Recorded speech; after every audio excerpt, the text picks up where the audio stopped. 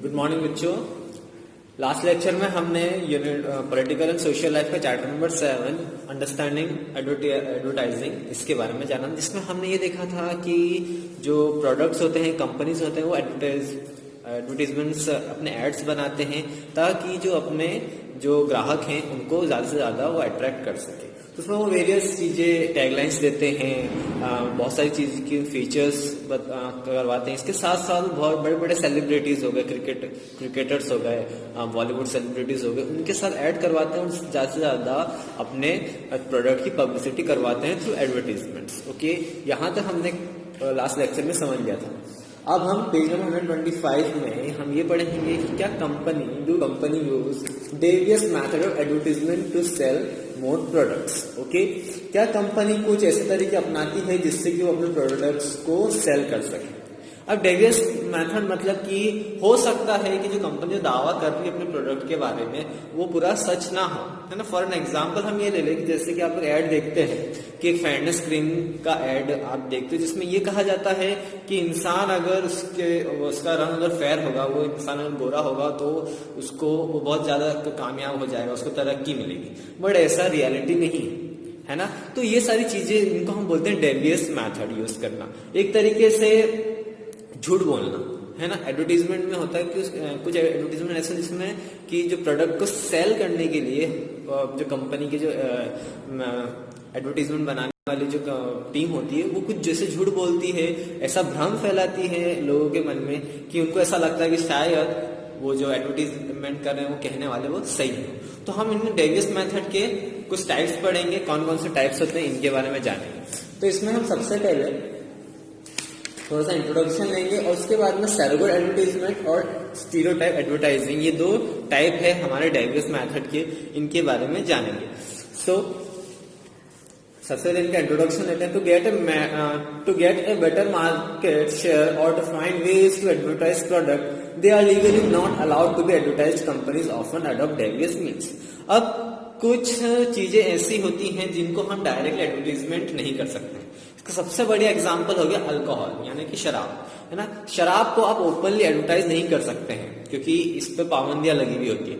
इसी वजह से आप देखते हो कि बहुत सारी ऐसी कंपनी जो कि अल्कोहल सेल करती है वो उन प्रोडक्ट को अलग तौर पे दर्शाती है एडवर्टीजमेंट में। हो सकता है वो सोडा वाटर के फॉर्म में दर्शाती है, हो सकता है म्यूजिक सीडीज के फॉर्म में दर्शाती है कि हमारी इस कंपनी की म्यूजिक सीडीज है, बट एक्चुअल में वो कंपनी बेसिकली है अल्कोहल की। ओके, तो ऐसे में ही हम पेज नंबर 125 में एक आपको इमेज दिखेगी सरोगेट एडवर्टीजमेंट की, जिसमें कि अल्कोहल का ब्रांड है पर लेकिन एडवर्टाइजमेंट कर रहे हैं। जब टीवी में जो एड आता है तो उसमें ये दिखाते हैं कि इस कंपनी की म्यूजिक सीडीज है। तो कहीं ना कहीं यहाँ पर इस टाइप की जो एडवर्टीजमेंट होती है उसको हम बोलते हैं सरोगेट एडवर्टीजमेंट। मेन एडवर्टीजमेंट का एजेंडा भी रहती है, कंपनी में ब्रांड को भी दिखाते हैं कि हम इस ब्रांड की अल्कोहल सेल करते हैं, सबको पता है, पर लेकिन वो दिखाते ऐसे हैं कि हम इस कंपनी से म्यूजिक सीडी सेल करते हैं। Okay, they either create advertisement using loophole in the law और play on people's insecurity in their advertisement. Such advertisements are known to be devious in nature. ये एक तरीका हो गया। दूसरा तरीका ये हो गया कि किसी को इनसिक्योर करना, जैसे कि मैंने सबसे पहले एग्जांपल दिया था फेयरनेस क्रीम का। इसमें यह कहा गया था कि अगर आपका रंग फेयर होगा, आप गोरे होंगे तो आपको कामयाबी मिलेगी, आपको हर जगह जॉब मिलेगी, ये आपको तरक्की मिलेगी, बट लेकिन ऐसा सही नहीं है। तो कहीं ना कहीं यहाँ पर हम जनता के मन में एक इनसिक्योरिटी पैदा कर। ये हमने दो टाइप पढ़े। तो ये डेवियस जो एडवर्टीजमेंट है उनकी दो कैटेगरीज हैं, एक होती है surrogate advertising and the second one is surrogate stereotype in advertising. So advertisement या एडवर्टाइजिंग दो टाइप की होती है, एक सरोगेट मतलब डेवियस नेचर वाली जो हम एडवर्टाइजिंग पढ़ रहे हैं वो दो टाइप की होती है, एक सरोगेट एडवर्टाइजिंग होती है और एक स्टीरियोटाइप एडवर्टाइजिंग होती है। Okay, now some products like alcohol cigarettes are not allowed to be openly advertised as they are injurious to health। जैसे कि अल्कोहल हो गया, आपका सिगरेट्स हो गए, बेसिकली जो तंबाकू होता है जिसको कि आप लोग जो टीवी में जो सेल आउट करते हैं वो पान मसाला के रूप में सेल आउट करते हैं। So they are very injurious to health. तो इसलिए हम वो जो कंपनीज होती है वो डायरेक्ट एडवर्टीजमेंट नहीं करती है, वो उस चीज का कोई दूसरे मैथड से करती है ना। सपोज की जैसे कि हमने ये पढ़ा कि वो म्यूजिक सीडी लेबल्स के रूप में सेल कर देती हैं, तो कुछ पान मसाला के रूप में सेल कर देती हैं. To advertise such products, companies have found loopholes in the law that ban this product from being advertised. अब as per the law आप सिगरेट, अल्कोहल इनका एडवर्टीजमेंट नहीं कर सकते, बट लेकिन उसका भी तोड़ इन्होंने निकाला. जब हम लूप होल बोलते हैं तो एक तरीके से हम ये बोलते हैं कि उसमें किसी लॉ में कमी होना. Okay, they promote their products in the guise of other products. For example, many alcohol manufactured products promote products of fairly close categories such as club soda or mineral water instead of alcohol, or products of completely different categories such as music CD or playing cards with the same brand name.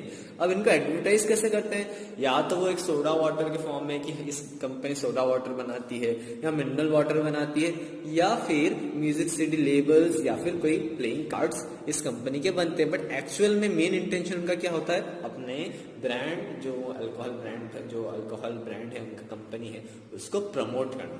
Okay, the primary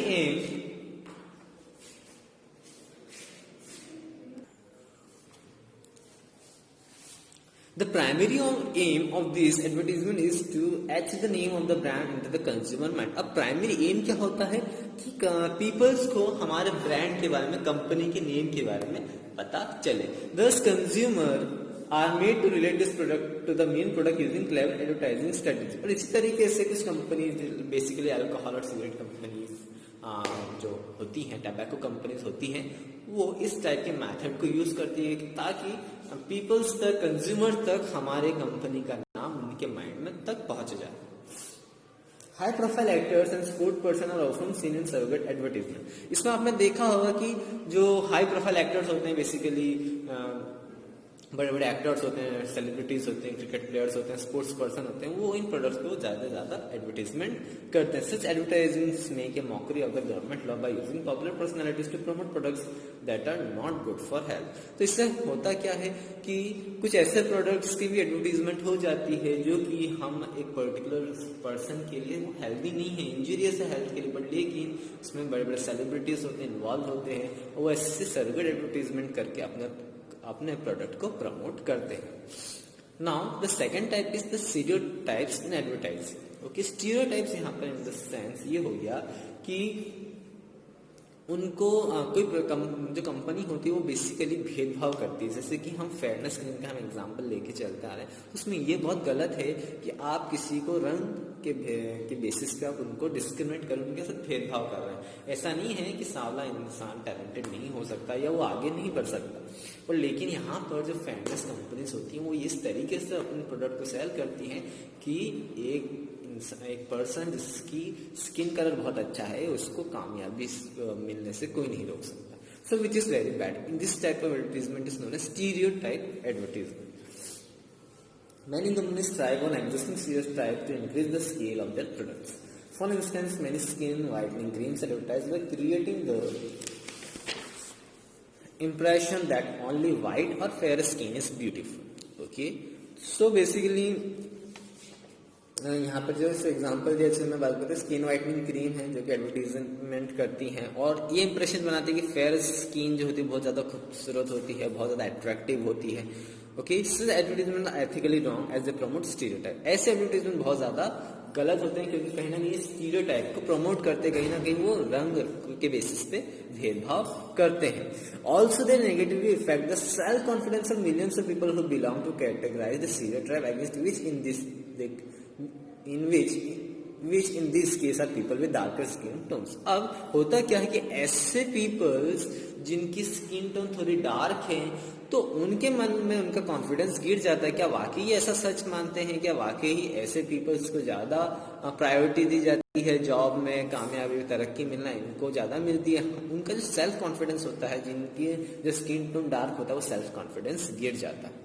Okay, it is important to promote the message that beauty is certainly not defined by one skin color. कहीं ना कहीं ये बात ऐसे advertisement बनाने से ऐसे advertisement बनाने चाहिए जिसमें ये बोलना चाहिए कि ब्यूटी जो होती है या खूबसूरती होती है वो स्किन कलर के ऊपर डिपेंड नहीं करती. It is worth nothing that many popular personalities promote such product such as brand ambassador. और इसमें सबसे बड़ी बात, गलत बात ये होती है कि बड़े बड़े पर्सनैलिटीज, बड़े बड़े एक्टर्स, सेलिब्रिटीज ऐसे प्रोडक्ट को एडवर्टाइज करते उनके ब्रांड एम्बेसडर बनते.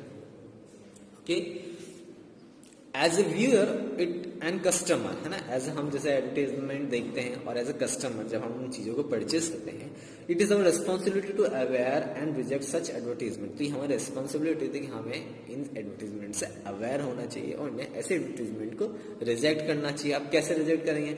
अगर हम उस कंपनी के प्रोडक्ट्स को ना खरीदे तो किसी भी कंपनी की सेल अगर गिरेगी तो ऑब्वियसली बात है उसके एडवर्टीजमेंट बंद हो जाएंगे. Which can choose not to buy the product which are being promoted through such advertisement. हमें ऐसे प्रोडक्ट बिल्कुल नहीं खरीदना चाहिए जो कि इन टाइप के एडवर्टीजमेंट करके अपना एडवर्टीजमेंट्स बनाते हैं. Okay, so now the next topic is how does brand value effect the social values. Okay, एक ब्रांड वैल्यू सोशल वैल्यूज को कैसे इफेक्ट डालता है या कैसे इफेक्ट डालता है. Advertisement has become an important part of our lives and affect how we perceive others. Advertisement आज के टाइम पे एक बहुत ही important part बन चुका है हमारी लाइफ का. कोई भी प्रोडक्ट हमें लेना होता है तो हम किसके बेसिस पे लेते हैं? एडवर्टीजमेंट्स के बेसिस पे कि ये कंपनी का प्रोडक्ट अच्छा है, हम इस कंपनी का लेकर आएंगे. चाहे वो आपके ग्रोसरी आइटम्स हो, चाहे वो कोई इलेक्ट्रॉनिक गैजेट्स हो, चाहे वो आपके क्लॉथिंग हो, क्लॉथ्स हो, सब आजकल हम लोग कंपनी के बेसिस पे, कंपनी के नाम के ब्रांड के बेसिस पे हम लोग उसको खरीदते हैं. They have made brands an important part of our social life. जैसे मैंने कहा, कहीं ना कहीं ब्रांड को एक इम्पोर्टेंट पार्ट बता दिया है सोशल लाइफ का. आप जितने अच्छे ब्रांड के कपड़े पहनते तो ऐसा लगता है कि लाइक यू नो कहीं ना कहीं आप अपने सोशल लाइफ में इम्प्रेशन करने के लिए आप वो ब्रांड के कपड़े पहनते हो. वेरी ऑफन पीपल जज other on the basis of the number of branded products they use. और कहीं ना कहीं कुछ पीपल से जज भी करते हैं कि ये इस ब्रांड के कपड़े या फिर चीजें इस्तेमाल करता है तो बेसिकली इनकी क्लास बहुत ज्यादा हाई क्लास है. ओके, और जो बेसिकली इस ब्रांड्स के जो पॉपुलर ब्रांड्स के प्रोडक्ट यूज नहीं करते उनको ऐसा लगता है may be he is not that type of people.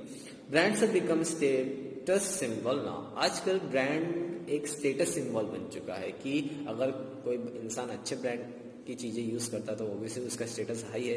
कोई इंसान अगर ब्रांड्स की चीजें यूज नहीं करता तो उसका स्टेटस लो है.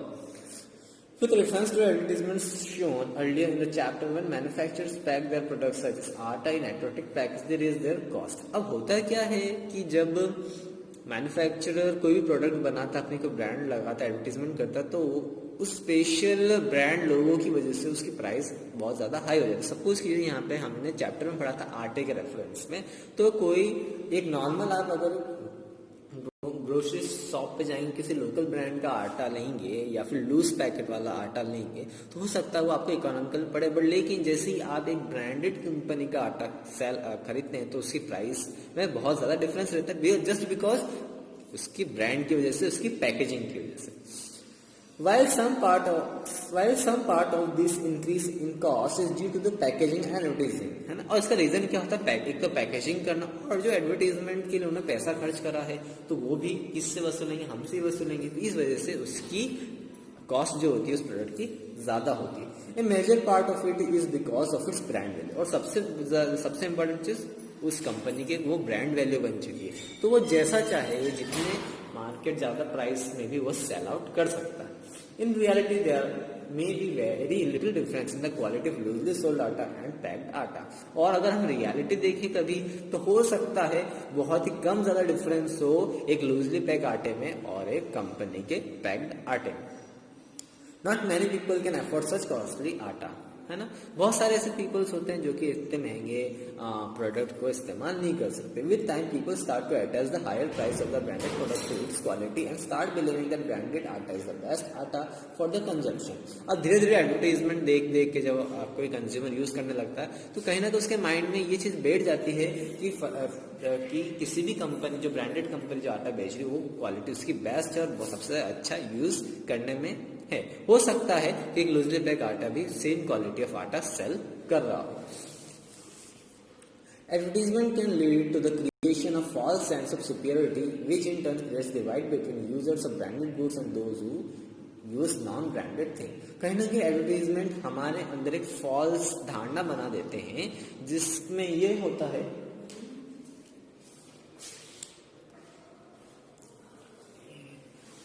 in the ad for baby powder, the emotion of a mother for her child is focused on the sale of the product. अब आपने कभी कोई ऐड देखा हो जो कि जिसमें प्रोडक्ट जो होता है रिलेटेड टू बेबी, सपोज कीजिए हम कोई एक बेबी ऐड का पाउडर देखते हैं जिसमें खास तौर पे उसमें एक माँ और एक बच्चे का रिलेशन दिखाया जाता है, और इस टाइप में एम्फेसिस किया जाता है कि जो मॉम होती हैं वो अपने चाइल्ड के लिए बेस्ट प्रोडक्ट यूज़ करती है। तो कहीं ना कहीं उसमें ये दर्शाया जाता है कि हमारा प्रोडक्ट जो है बहुत ज़्यादा अच्छा है। कहीं ना कहीं जो जितनी भी जो मदर्स हैं उनको ये वाला प्रोडक्ट यूज़ करना चाहिए। By questioning mother whether they are giving their kid the best product available, और कहीं ना कहीं वो कैसा क्वेश्चन करते हैं कि आप अपने बच्चों के लिए बेस्ट प्रोडक्ट दे रहे हैं कि नहीं, तो कहीं ना कहीं ऐसा क्वेश्चन करते हैं। The advertisement increases the product sale, और इस टाइप के एडवर्टीजमेंट उनके प्रोडक्ट की सेल को इंक्रीज कर देते हैं। The advertisements try to imply that the mother who do not use this products are not loving their children enough, और कहीं ना कहीं एक ऐसा इंप्रेशन डालते हैं कि ऐसी मदर्स जो कि ये हमारी कंपनी का प्रोडक्ट इस्तेमाल नहीं कर रही हैं, यूज नहीं कर रही हैं, तो वो अपने बच्चों से प्यार नहीं करती हैं। सो दैट्स जो है थोड़ा डेवियस नेचर होता है, कहीं ना कहीं हमारे सोशल वैल्यूज पर इफेक्ट डालता है। Advertising therefore can play an on our emotion, और कुछ एडवर्टीजमेंट्स ऐसे होते हैं जो कि हमारे इमोशंस के साथ खेलते हैं। It may be count us to buy certain costly products because we have been conditioned to think that they are better than the rest, और ऐसे प्रोडक्ट, और कहीं ना कहीं हम ऐसे कॉस्टली प्रोडक्ट्स है ना, बिकॉज बेसिकली ऐसे प्रोडक्ट्स बहुत ज़्यादा कॉस्टली रहते हैं, कहीं ना कहीं हम खरीदते हैं क्योंकि हमारे माइंड में ऐसा डाल दिया जाता है कि अगर आप हमारी कंपनी का प्रोडक्ट यूज़ नहीं करते हैं तो that means that you don't love your childrens. That is why so जो ना चाहते हुए भी जब आप या कोई भी शॉप पर जाता है तो इन कंपनीज के ब्रांड के प्रोडक्ट्स खरीदता है। Okay, now how is an advertisement made. Okay, अभी तक हमने डेवियस नेचर पढ़ा है इनका, एडवर्टीजमेंट्स का क्या इंपॉर्टेंट रोल प्ले करता है, कंज्यूमर के दिमाग पे क्या असर डालता है, इन सब चीज़ों के बारे में जाना। अब हम ये जानेंगे कि एक एडवर्टीजमेंट बनता कैसे है। The advertising industry is a major industry in the business sector. तो एडवर्टाइजिंग इंडस्ट्री जो है वो एक बहुत ही मेजर सेक्टर मानी गई है। To attract consumer to buy their products, companies have extensive use of advertisements. However, making advertisement is not a simple straightforward process. अब आजकल जो एडवर्टीजमेंट्स हैं वो बहुत ज़्यादा इंपॉर्टेंट रोल प्ले करते हैं, कहीं ना कहीं जो मैन्युफैक्चरर है उसके लिए भी, क्योंकि जितना ज़्यादा एडवर्टीजमेंट वो प्ले करवाता है उससे ज़्यादा उसकी कंपनी की सेल बढ़ती है। पर लेकिन एक एडवर्टीजमेंट बनाना इतना ही सिंपल या स्ट्रेट फॉरवर्ड प्रोसेस नहीं होती है। The images, text and personal emotional portrait in advertisements are well thought out. एक प्रॉपर स्क्रिप्ट लिखी जाती है, कौन सी इमेज दिखानी है, या फिर जो एडवर्टीजमेंट जो हमारा 10 से 15 सेकंड का होना है तो उसमें हमें इमोशनल चीज़ें ऐसी डालनी पड़ेगी जो कि हमारे जो कंज्यूमर है वो अट्रैक्ट हो। Advertisements are often aimed at exploiting people emotion with an effort to get a reaction out of them. और ज़्यादा से ज़्यादा जितनी भी आपने एडवर्टीजमेंट देखोगे कहीं ना कहीं उसमें इमोशनल वो डाला जाता है जिससे कि पीपल्स के इमोशंस को एक्सप्लॉइट किया जाए और पीपल ऑटोमेटिकली उनके प्रोडक्ट्स की तरफ अट्रैक्ट हो। The text is usually Kainchi and the image get the attention of the viewers. और जो उनकी इमेजेस होती हैं, टेक्स्ट होती हैं, बेसिकली जो हमने कल वो पढ़ा था, जो उनकी टैगलाइन होती है बहुत ज़्यादा पावरफुल होती है, जो कि हमें कहीं ना कहीं हमारे माइंड में ये डाल देती है कि they are selling the best product.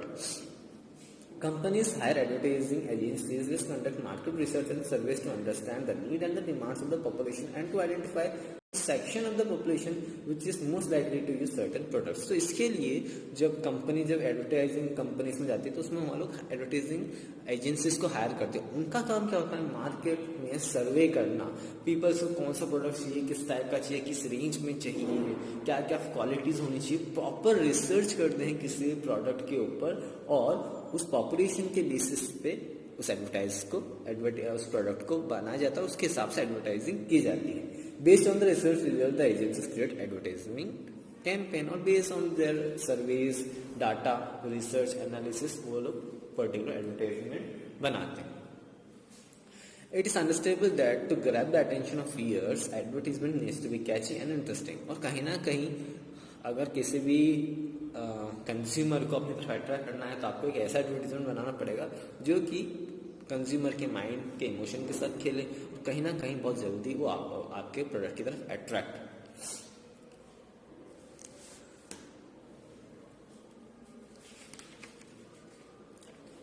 However, advertising and democracy related to each other.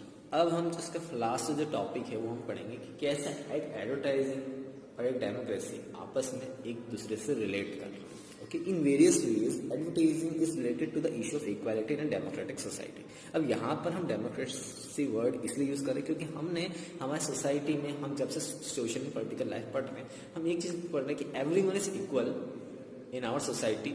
Okay, so advertising यहाँ पे रिलेटेड कौन से इश्यूज से हो रहा है? इक्वालिटी। ओके, अब जैसे ही हमने एग्जांपल देखा फेयरनेस स्कीम के ऊपर, तो यहाँ पे हम क्या बोलते हैं? कोई भी कास्ट का, कोई भी जेंडर का, किसी भी रेस का, रेस इन द सेंस यहाँ में किसी भी रंग का इंसान सब इक्वल है। लेकिन हमारे एडवर्टीजमेंट में क्या दिखाया जा रहा है? We are not equal. Advertisements are very costly. Building a brand through the process of advertising cost crores of rupees। Okay, अब क्या होता है कि एडवर्टीजमेंट जो होते हैं बहुत ज़्यादा कॉस्टली होते हैं क्योंकि उनको बनाने में करोड़ों रुपए खर्च हो जाते हैं। उनको पूरा पब्लिक कैंपेन करना, मार्केट कैंपेन करना, रिसर्च एनालिसिस, इसमें करोड़ों रुपए खर्च हो जाते हैं। To standard companies repeatedly display और broadcast the advertisement in mass media to make an impact on the consumer mind. और इसी वजह से कंपनी जो है बार बार डिस्प्ले करती रहती है। आप एडवर्टीजमेंट देखते हो, दिन भर में एक ही एडवर्टीजमेंट आपको बहुत बार दिख जाता है। Okay, this involve sustainable cost. For instance, TV channel charge according to the time each advertisement takes to run, whereas newspaper charge according to the size, color and the page on which the advertisement is printed. For instance, an advertisement on the front page is costly as along with this the process of making advertisement also is very expensive। अब यहाँ पे हम थोड़ा expensive देख लेते हैं कि advertisement कितने एक्सपेंसिव होते हैं। अब टीवी में क्या होता है कि जितने मिनट तक आपका एडवर्टीजमेंट रन होगा हमारे चैनल पे, उस हिसाब से आपको चार्ज करना पड़ेगा। दिन भर में अगर वो 1 घंटा रन हो गया, मतलब 10-15 सेकंड के जो एडवर्टीजमेंट होते हैं, दिन भर में अगर आप 3 घंटे रन करें तो उसके हिसाब से आपको पे करना पड़ता है कंपनी को। अगर आप एक न्यूज़पेपर की बात करें तो वहाँ पे अगर आप फ्रंट पेज पे अगर आप प्रिंट करवाते हो अपना एडवर्टीजमेंट तो बहुत ज़्यादा कॉस्टली होता है। फिर उसके ऊपर उसका अगर आप न्यूज़पेपर के बीच में कहीं भी आप प्रिंट करवाते हो, बेस करता है उनका कलर कैसा है, कलरफुल एडवर्टीजमेंट हो रहा है, ब्लैक एंड व्हाइट हो रहा है, साइज क्या है, इन अलग अलग चीज़ों पे उनका एक्सपेंस डिसाइड होता है। Such high cost mean the only prominent companies can advertise their products. अब इससे क्या होता है कि बहुत ज़्यादा कॉस्टली होने की वजह से तो कुछ बड़ी बड़ी कंपनीज एडवर्टीजमेंट कर सकते हैं। आपने देखा हो बहुत सारी ऐसी कंपनीज होती है जिनके एडवर्टीजमेंट नहीं होते हैं बट वो मार्केट में अवेलेबल होते हैं। So people who own small business cannot afford to spend on such expensive advertisement. इसीलिए जो मार्केट में दूसरी ब्रांड्स होते हैं, जो छोटे बिजनेसमैन जो अपना जो कारोबार चला रहे हैं, वो उनको मौका नहीं मिल पाता है ऐसे एडवर्टीजमेंट करने का क्योंकि बहुत ज़्यादा जो कॉस्टिंग होती है एडवर्टीजमेंट की बहुत ज़्यादा हाई होती है। People as a result local homemade products such as papads, pickles, sweets and jams do not get advertised much. Neither do their brands gain much popularity. Such products are usually sold in weekly markets and neighborhood shop at lower price than the branded products। और इसी वजह से आप देखते हो पापड़ हो गया, jams हो गए, आपके पिकल्स हो गए, स्वीट्स हो गई, जो जो इतने ज़्यादा मीन्स आप बोल सकते हो जो एक लार्ज स्केल में जिनका बिजनेस नहीं चल रहा वो एडवर्टीजमेंट नहीं कर पाते। सो बेसिकली ऐसे प्रोडक्ट हमारे जो लोकल शॉप्स होती हैं वहीं पर अवेलेबल होते हैं, वो बहुत ही सस्ते रेट्स में बिकते हैं। हमारे वीकली मार्केट जो होते हैं, बाजार जो लगता है वीकली, उनमें ये सारे प्रोडक्ट्स दिखते हैं। This negatively effect the business of several small companies and traders. और इससे होता क्या है, जो स्मॉल कंपनीज एंड ट्रेडर्स हैं उनके बिजनेस पे इफेक्ट पड़ता है। ओके, क्योंकि वो अपना उस लेवल पे मार्केटिंग नहीं कर पाते हैं तो उससे ज़्यादा वो प्रॉफिट नहीं बना पाता और अपने प्रोडक्ट को सस्ता सेल करना पड़ता है। Advertisements may be bias as well In a democracy, all people must be treated equally and should be able to live dignity. However, advertisement often create to certain section of society and ignore the needs and vulnerability of other section of the society. अब advertisement कभी कभी biased भी होते हैं कि democracy में सब इंसान इक्वल है। जैसे मैंने सबसे पहले एग्जांपल दे दिया था कि हम इक्वल हैं, है ना। जैसे हमने बोला कि everyone is equal irrespective of his caste, gender, race, बहुत सारी चीज़ों में। तो रेस यहाँ पर जो मैं वर्ड इसलिए ले रहा हूँ क्योंकि हमने बार बार हमने वो एग्जाम्पल पढ़ रहे हैं कि रंग के बेसिस पे यहाँ पे हम डिस्क्रिमिनेशन हो रहा है एडवर्टीजमेंट के थ्रू, तो उस टाइप का नहीं होना चाहिए। Advertisement often try to tell us how to live our life, defining love and success in materialistic terms and promoting stereotype, क्योंकि कहीं ना कहीं एडवर्टीजमेंट स्टीरियोटाइप को भी प्रमोट करता है तो ऐसा गलत है।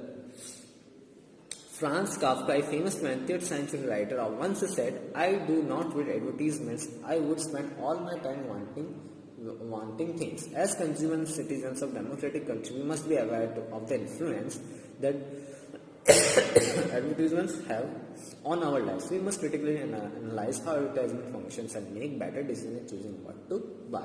अब बहुत सारे ऐसे एक फ्रांस काफका है जो कि 20th सेंचुरी के एक फेमस राइटर हैं, उन्होंने एक बार कहा था कि मैं एडवर्टीजमेंट्स बिल्कुल भी नहीं देखता, ना ही उन्हें पढ़ता।